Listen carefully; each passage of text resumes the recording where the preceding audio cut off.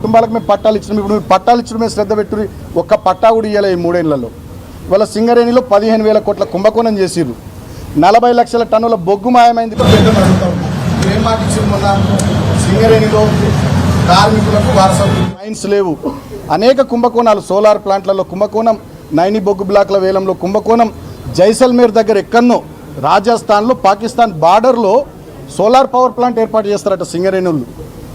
అది ఎవరికి తెలియదు, అక్కడ ఏమవుతుందో ఏందో తెలియదు. దాంట్లో కుంభకోణం. ఇవాళ మొత్తం సింగరేణి కుంభకోణాలమయమైపోయింది, బొందలగడ్డగా మారిపోయింది. 9 జిల్లాల్లో విస్తరించినటువంటి సింగరేణి, సుమారు 12 నుండి 14 అసెంబ్లీ నియోజకవర్గాల పరిధిలో విస్తరించినటువంటి సింగరేణిలో ఇవాళ కానీ వాళ్ళ కుటుంబాలు కానీ, రిటైర్డ్ కార్మికులు కానీ, కాంట్రాక్ట్ కార్మికులు కానీ, ఆ ప్రాంత ప్రజలు కానీ చాలా ఆవేదనతోని, ఆందోళనతోని, బాధతో ఉన్నారు. ఆ ప్రాంత ప్రతినిధిగా ఆ ప్రజల తరపున, ఆ కార్మికుల తరపున మేము మాట్లాడుతున్నాం. మేము మాట్లాడుతూనే భరించలేనటువంటి కాంగ్రెస్ ప్రభుత్వ పెద్దలు ప్రజాపాలన పేరిట ఎమర్జెన్సీ నాటి రోజుల్ని తలపిస్తూ ఉన్నారు. మమ్మల్ని భయపెట్టడం, ప్రశ్నించిన వాళ్ళని భయభ్రాంతులకు గురి చేయడం, ఈ రకమైనటువంటి చర్యల ద్వారా పైశాచిక ఆనందం పొందుతూ ఉన్నారు. మొన్నటికి మొన్న రాష్ట్రమంతా చూసింది.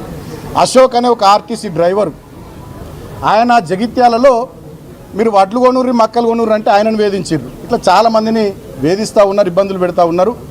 ఆయనకి నాకు చట్టం మీద, వ్యవస్థల మీద, న్యాయస్థానం మీద, మా అంబేద్కర్ గారు మహానుభావుడు రాసిన రాజ్యాంగం మీద నాకు నమ్మకం ఉంది. ఈ అరెస్టులు, కేసులు, వేధింపులు, జైళ్ళు ఇవన్నీ కూడా మా లీగల్ టీం చూసుకుంటుంది. సో చట్టాన్ని గౌరవించే వ్యక్తిగా, రాజ్యాంగం పట్ల అనుభవం, దాన్ని అనుసరించేటటువంటి వ్యక్తిగా, గతంలో ఎంపీగా, ఎమ్మెల్యేగా పనిచేసిన అనుభవం ఉన్నటువంటి వ్యక్తిగా, డెఫినెట్గా లా అబైడింగ్ సిటిజన్గా నేను అన్ని వ్యవస్థలకు కోఆపరేట్ చేస్తా అని చెప్పి తెలియజేస్తూ, ఇక కొన్ని ఛానల్లో సుమన్ పారిపోయిండు, అటుపోయింది, ఇటుపోయింది అంటారు. నేను ఎటు పోలే. తెలంగాణ భవన్లో మా పార్టీ యాక్టివిటీ ఉంది, విద్యార్థి విభాగం సంబంధించినటువంటి మెంబర్షిప్ యాప్ తయారు చేసేది ఉంది. ఆ పనిలో మేము నిమగ్నమైన, మేము ఎటు పోలే. డెఫినెట్గా చట్టాన్ని గౌరవించే వ్యక్తిగా నేను పూర్తి స్థాయిలో సహకరిస్తా. అంతిమంగా నేను ఒకటే కోరుతా ఉన్న కాంగ్రెస్ ప్రభుత్వ పెద్దల్ని, సరే ఇవల్ల మరి ఇప్పటికి నన్ను జైలుకు పంపిస్తున్న రేవంత్ రెడ్డికి, మంత్రి వివేక్ ఇప్పటికైనా మరి కడుపు మంట సల్లారుతుందో ఏందో చూడాలి. మా మీద పెట్టే శ్రద్ధ, మా మీద చేసే ఎదురుదాడి, మా మీద కేసులు పెట్టి జైళ్ళకు పంపించాలనేటటువంటి దాని మీద ఉన్న మీ తాపత్రయం, దాంట్లో సగమైన మీరు ఇచ్చిన 6 గ్యారంటీల మీద, 420 హామీల మీద, చేవేళ్లలో చెప్పిన SC ST డిక్లరేషన్ మీద, కామారెడ్డిలో చెప్పిన BC డిక్లరేషన్ మీద, చెప్పిన డిక్లరేషన్ మీద, అదేవిధంగా సరూర్ నగర్లో చెప్పిన యూత్ డిక్లరేషన్ మీద పెట్టి ప్రజలకు 4 మంచి పనులు చేయాలని కాంగ్రెస్ ప్రభుత్వ పెద్దల్ని కోరుతా ఉన్నా. అంతిమంగా న్యాయం గెలుస్తుంది, ధర్మం గెలుస్తుంది. జై తెలంగాణ, జై కేసీఆర్.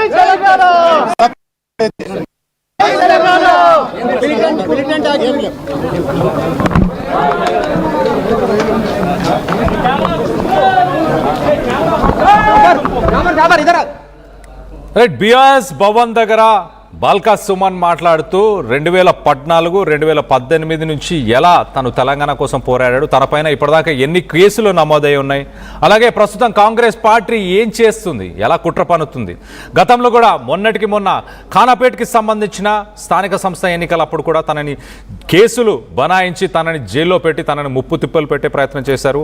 అక్కడ ఉన్న నాయకులు అంటూ కూడా ఆయన చెప్పుకొచ్చే ప్రయత్నం చేశారు. కాంగ్రెస్ పార్టీ ఏదైతే ప్రజలకు వాగ్దానం చేసిందో వాటన్నిటినీ నిలబెట్టుకుంటుందని ఆశిస్తున్నాను. నేను ఎవరి కోసం నేను పారిపోయే ప్రయత్నం ఏం చేయలేను. నేను భవన్లో కొన్ని కార్యక్రమాలలో పాల్గొనడానికి ఇక్కడ ఉన్నాను. సో దాన్నే వెల్లడించే ప్రయత్నం చేశాను. పోలీసులు ఒకవేళ అరెస్ట్ చేసే ప్రయత్నం చేస్తే ఖచ్చితంగా లీగల్గా ఫైట్ చేస్తానంటూ కూడా ఆయన మాట్లాడుకొచ్చే ప్రయత్నం చేశారు. ప్రస్తుతానికి అతనిపైన నమోదైన సెక్షన్స్ అన్ని ఒక్కసారి మనం చూస్తే BNS 326 సెక్షన్ 326 ఒకసారి మనం చూస్తే carrying grievous hurt means of hurting someone, అంటే వాలంటీర్గా కొంతమందిని గాయపరిచే ప్రయత్నం ఎప్పుడైతే చేస్తారో అప్పుడు ఈ సెక్షన్ని నమోదు చేస్తారు. దాంతోపాటు సెక్షన్ 351 ఒకసారి మనం చూస్తే criminal intimidation specifically addresses threats to cause grievous hurt which are non bailable and carry a higher punishment. So మొత్తం మీద 10 సంవత్సరాల జైలు శిక్ష, నో బెయిల్, అలాంటి సెక్షన్స్ అని చెప్పొచ్చు ఒక రకంగా. మరొకటి సెక్షన్ 353 ఒకసారి మనం చూస్తే assault or criminal force to deter a public servant from the discharge of his duty. So general మేనేజర్కి సంబంధించిన GM ఆఫీస్ని తగలబెడదాము, GM ఆఫీస్ని అలాగే సింగరేణి భవన్ని కూడా పగలు కొడదాము తగలపెడదాము అంటూ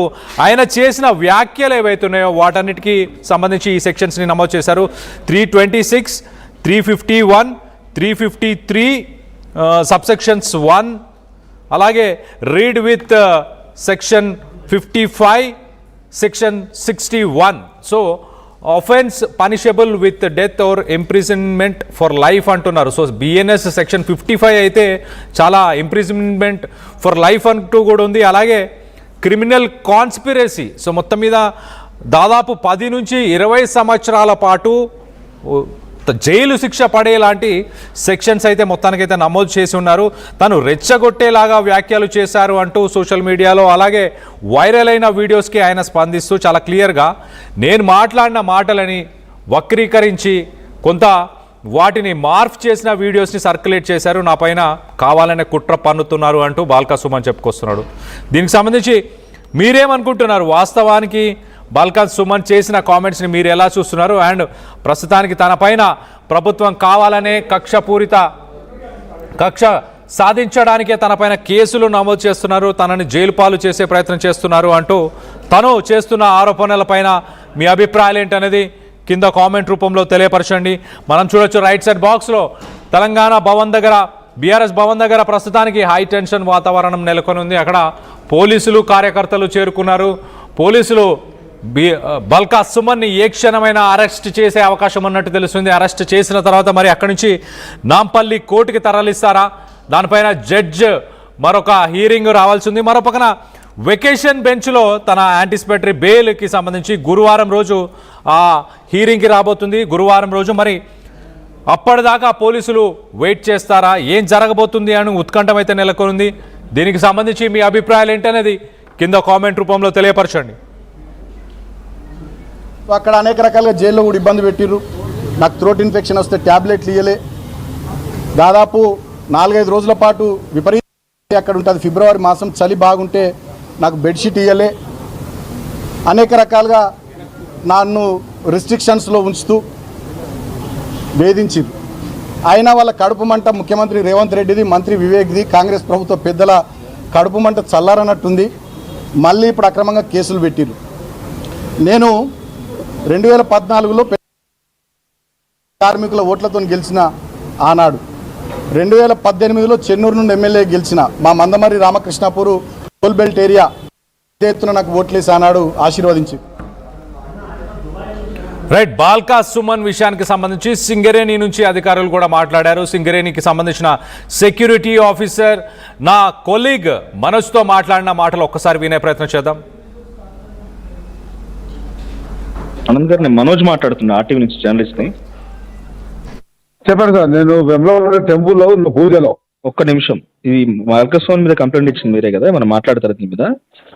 ఇది ఏంటంటే నాది ఏముంటుంది సార్, అది మేనేజ్మెంట్ టీం అంటే నేను అసలు అప్పుడు కూడా ఇట్లా మా అబ్బాయి పెళ్ళి అయింది.